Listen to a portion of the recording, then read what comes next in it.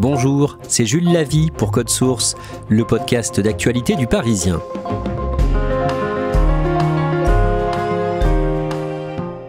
Ans après le succès de Bref sur Canal+, la série a fait son retour le 14 février sur Disney+. Disney+ ne communique pas ses chiffres mais parle d'un succès phénoménal. Bref 2 va maintenant s'exporter, diffusion mondiale le 26 mars. À cette occasion, nous avons eu envie de revenir sur le parcours du co-auteur de Bref, l'humoriste et comédien Kian Kojandi. Il a connu depuis l'adolescence plusieurs dépressions et l'écriture et l'introspection l'ont aidé à aller mieux. Cet épisode de Code Source est raconté par Grégory Plouvier du service culture du Parisien. Il suit l'actualité des humoristes.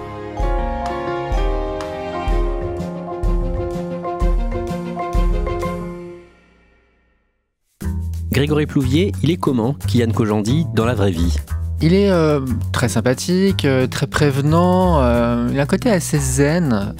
Et il y a un détail qui revient souvent, moi j'ai rencontré peut-être une dizaine de fois ces dernières années, il pose beaucoup de questions.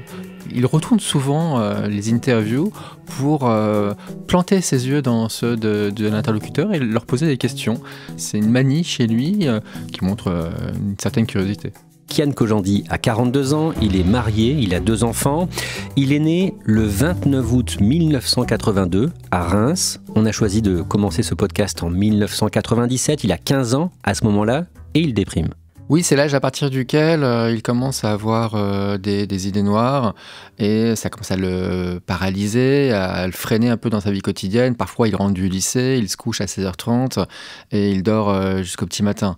À cette période-là, il fait déjà beaucoup de spectacles. Il a commencé le théâtre à 9 ans. Il a commencé la musique encore plus tôt, à 5-6 ans, du violon, de l'alto. Et il joue au conservatoire à Reims. Qu'est-ce qu'on sait de ses parents ?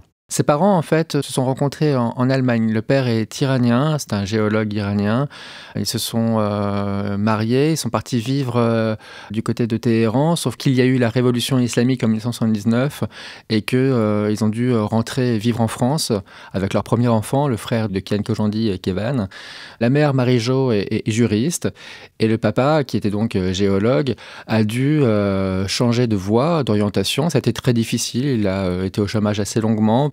Puis il a monté un magasin de décoration. Le jeune Kian Kojandi fait des études de droit, mais ça ne le passionne pas. Dans les pas de sa maman, qui est juriste, oui, il s'engage dans des études de droit qui ne le passionnent pas, c'est un euphémisme. Comme il va en général jusqu'au bout des choses, laborieusement, il obtient une licence et il arrête en première année de master.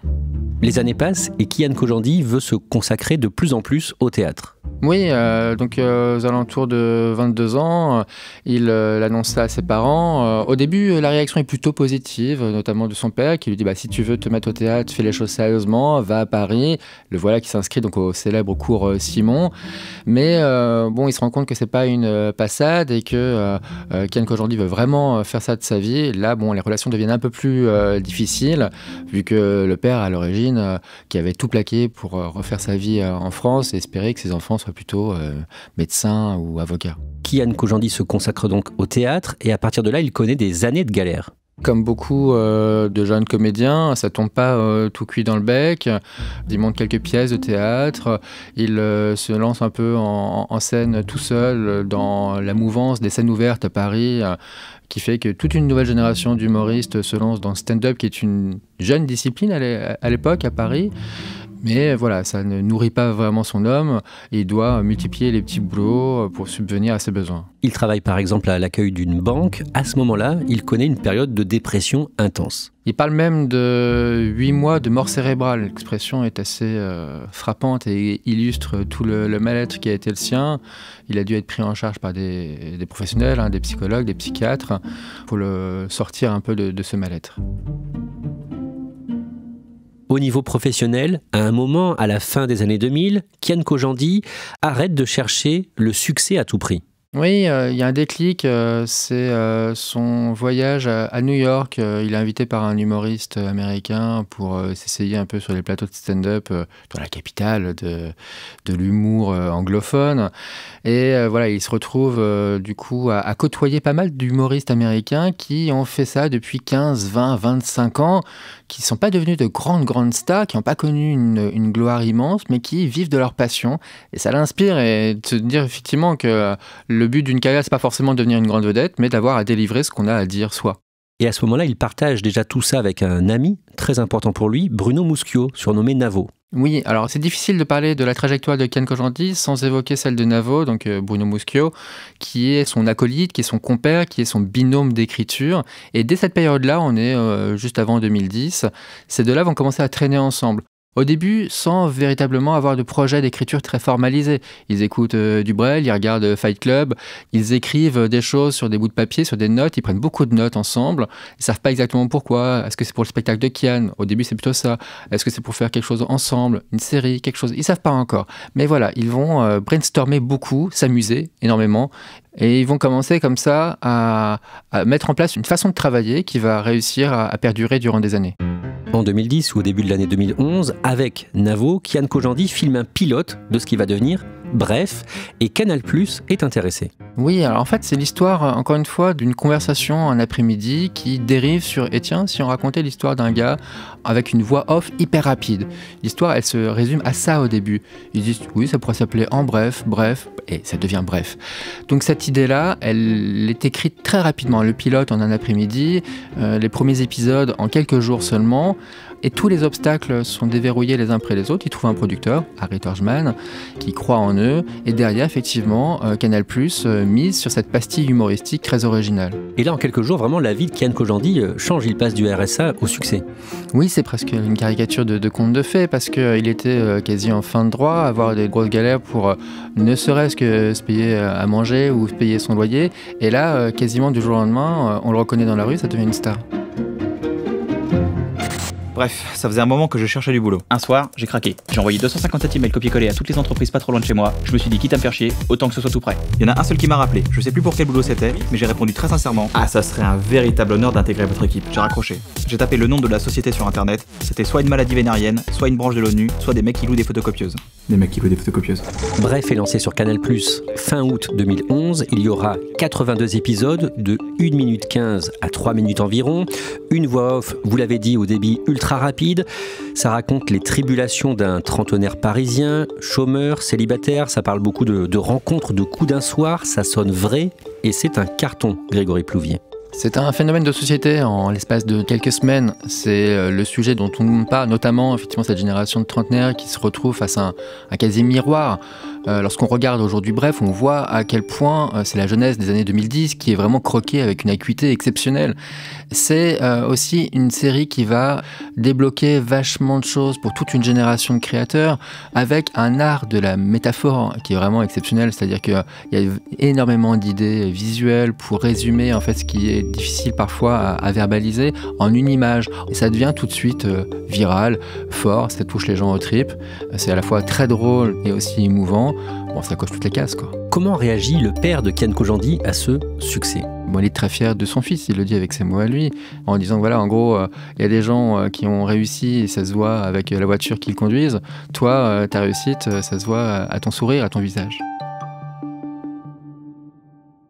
Quelques mois après la fin de la diffusion de Bref, le père de Kian Kojandi est hospitalisé. Il est atteint d'un cancer. On est aux alentours de 2013 et effectivement, il y a ce terrible coup du sort qui survient. Et donc, Kian Kojandi met pas mal de projets entre parenthèses et accompagne son père dans les derniers mois de sa vie. Dans les années qui suivent, Kian Kojandi continue de travailler avec son ami et co-auteur Navo, Bruno Muschio. Il monte sur scène pour un spectacle de stand-up, Pulsion, en 2016.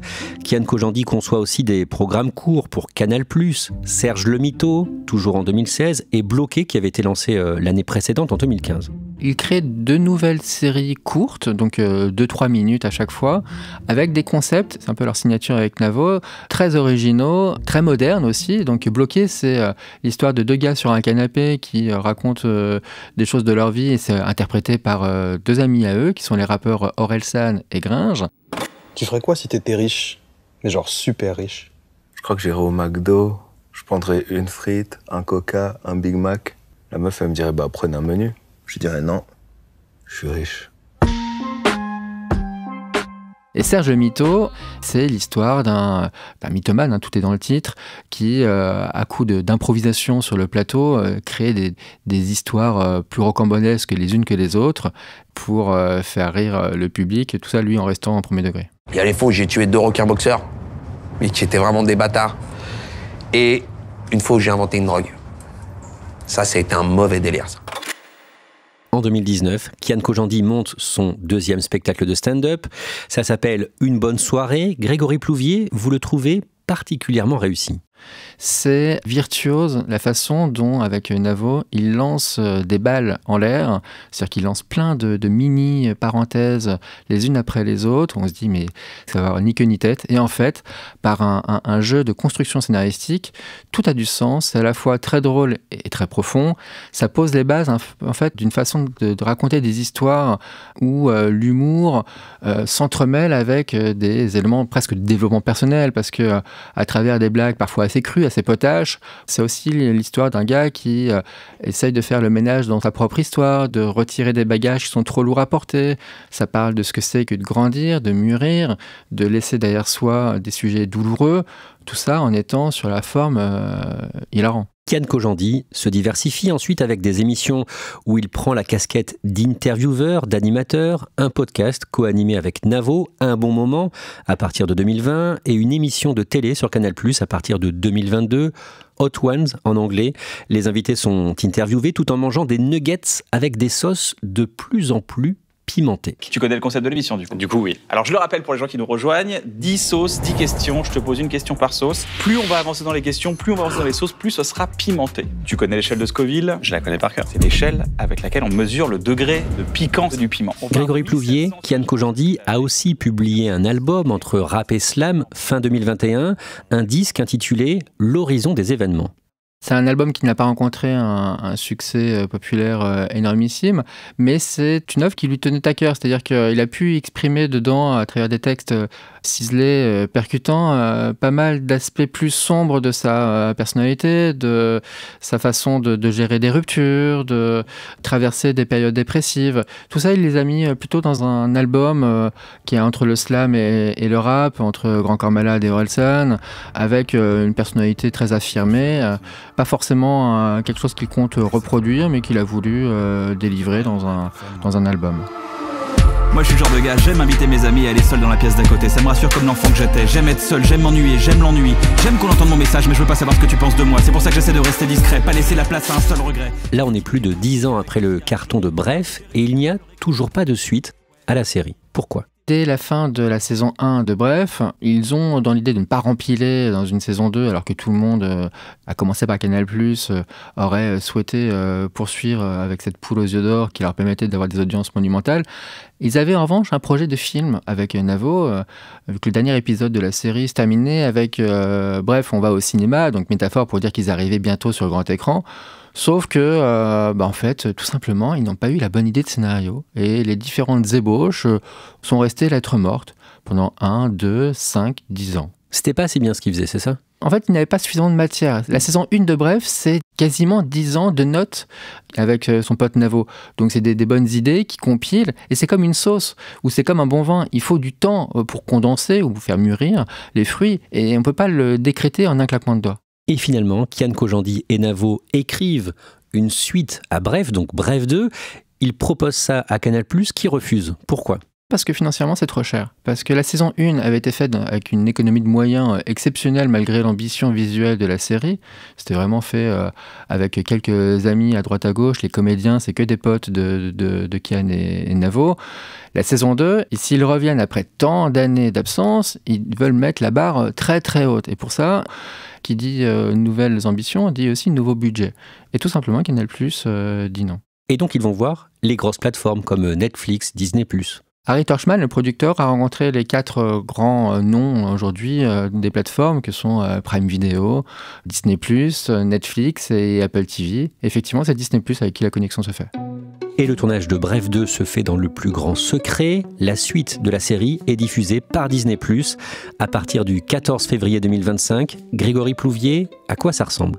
Bon, il y a un premier gros changement par rapport à la saison 1, c'est que les épisodes ne durent plus 3 minutes, mais 30 à 40. Ensuite, on retrouve principalement les comédiens de la première saison, donc Kian Kojandi, mais aussi Baptiste Le Caplin, Dedo, Bérangère Krief, Alice David, des gens qui se sont fait un nom depuis, qui sont devenus assez connus, voire très célèbres pour certains.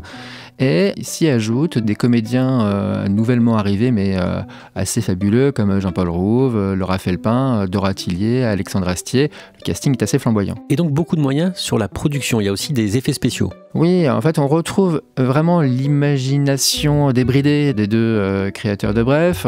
Par exemple, pour raconter le combat de son père contre le cancer, on se retrouve plongé dans un décor de science-fiction quasi post-apocalyptique, avec une guerre entre les personnages qui sont l'entourage du père malade, qui sont attaqués par des crabes géants. Là, ils ont des pistolets laser pour tirer sur les créatures qui attaquent le papa. On est vraiment dans une ambiance type Alien pendant 5 minutes. Ça coûte effectivement très cher tout ça. C'est une série qui invite à la réflexion sur son propre comportement envers les autres. Oui, alors c'est en ça que la saison 2 est vraiment assez fascinante sur le fond. C'est que le personnage principal, qui est un peu largué, c'est-à-dire qu'il n'a plus de petit ami, il n'a plus le boulot qui lui plaît, il est vraiment un peu à la marge, un peu loser, il se retrouve à s'interroger sur sa propre masculinité toxique, sur sa propre propension à reproduire les mêmes schémas à chaque fois, les mêmes erreurs à chaque fois. C'est l'histoire d'un gars qui évolue. Et en ça, c'est ultra moderne. C'est aussi un gars qui assume sa propre dépression. Ça parle du coup à beaucoup de gens, de plusieurs générations en l'occurrence. C'est une série, j'avais écrit ça dans Le Parisien, qui est à mûrir de rire, si on osait le jeu de mots. Et c'est un personnage qui est dans l'introspection. Il se demande ce qu'il fait de mal, en fait. C'est un personnage qui se remet en question, qui effectivement voit qu'il se comporte pas bien avec ses petites amies, qu'il est en fait un peu la caricature du sale type. Et au lieu de rester dans ce schéma-là, ce qui est un peu le confort pour la plupart d'entre nous, il essaye de casser ce cycle. Dit comme ça peut être assez psycho-chiant. Et le tour de force de Kian Kojandi et Navo, c'est de rendre tout ça léger, drôle et inspirant. Et parmi les acteurs, il y a le propre frère de Kian Kojandi. Tout à fait. Kevan, son grand frère, qui est l'archétype du grand frère parfait à qui tout réussit. Et pour la petite histoire, son premier métier à Kevan, en plus d'être comédien, c'était psychologue, ce qui irrigue pas mal dans la série à travers ce qu'on vient de se dire. On le comprend en vous écoutant, c'est très réussi et le dimanche 9 mars, Le Parisien publie un dossier sur Bref 2 et parle une nouvelle fois, comme pour Bref 1, d'un phénomène de société. Pourquoi ? On a notamment interrogé pas mal de psychologues pour voir un peu comment ils percevaient ce succès-là. Et eux nous racontent qu'ils sont sollicités par leurs patients qui leur posent des questions par rapport à la série. Il y a un effet vraiment libération de la parole. Il y a une psy qui dit, voilà, j'ai 3 personnes qui m'en ont parlé cette semaine dans mon cabinet. Il y a certaines phrases, comme la fameuse phrase « il pensait s'asseoir 30 secondes, il s'est assis 20 ans », qui résonne pour toute une génération d'internautes qui la reprennent, parce que ça devient en fait le reflet de la peur de toute une génération de passer à côté de sa vie. Là, il m'a raconté qu'à l'été 98, il avait vécu un des meilleurs moments de sa vie. On a gagné! Ouais! Et un des pires moments de sa vie. Je me casse, Jean-Jacques. Tu me fais chier. Il avait besoin de s'asseoir 30 secondes. Il s'est assis 20 ans. D'abord j'ai peur, j'étais pétrifiée. Sur Internet, il y a des centaines de milliers de partages, notamment sur TikTok, de séquences de la série. Le grand public s'approprie Bref 2 au point que, comme pour la saison 1, il y a énormément de détournements de la série, avec parfois même des personnalités très sérieuses, comme Jean-Noël Barrot, le ministre des Affaires étrangères, qui a parodié un peu les codes de Bref 2 dans une vidéo qu'il a faite par rapport à sa participation au G20. Bref, j'ai fait un G20. J'ai 12 heures de vol, alors j'ai lu mon dossier. C'est un gros dossier, un très gros dossier. Et pour être en forme, en arrivant, j'ai dormi. La porte s'est ouverte, je me suis rappelé de la phrase en partant. Vous avez de la chance, vous allez retrouver le soleil, vous. Mais je crois que c'était une fake news. Pour une partie des spectateurs, il y a aussi un aspect prise de conscience, notamment sur le fait qu'on est tous un peu autocentrés. Oui, bref, c'est l'histoire d'un gars qui parle, c'est la voix off, c'est la sienne. Donc c'est quelqu'un qui voit le monde à travers son propre prisme et qui et c'est toute l'habileté de la série, commence au fur et à mesure des épisodes à essayer de voir les choses à travers les yeux de sa compagne, à travers les yeux de ses potes, et du coup de déplacer la caméra. Et pour beaucoup de gens, effectivement, cette série n'a pas mis ça, de déplacer la caméra. Que ressent la personne qui est en face de moi? Que ressent l'épouse, l'ami, le chef, l'employé qui est à côté de moi? Ça change beaucoup de choses. Les audiences sont très bonnes, même si Disney+ refuse de donner les chiffres. Comme toutes les plateformes, Disney+ ne communique pas sur ce genre de données. En revanche, on sait que, mais on l'a su très vite, au bout de 3-4 jours, que c'était la série la plus vue dans l'histoire de Disney+ France. Donc c'est un phénomène énorme. On est sûrement à des millions de visionnages des épisodes, au point que Disney+ a décidé d'accélérer la mise en ligne de la série partout dans le monde. Elle se fera dès la fin du mois de mars.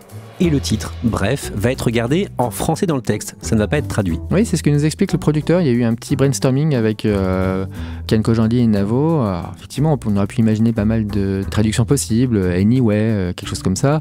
Non, ils ont décidé de garder Bref et essayer de l'installer un peu dans la langue française pour les étrangers, un peu comme un je ne sais quoi ou un mot qui reste comme ça, même pour les gens qui ne parlent pas forcément très bien la langue de Molière.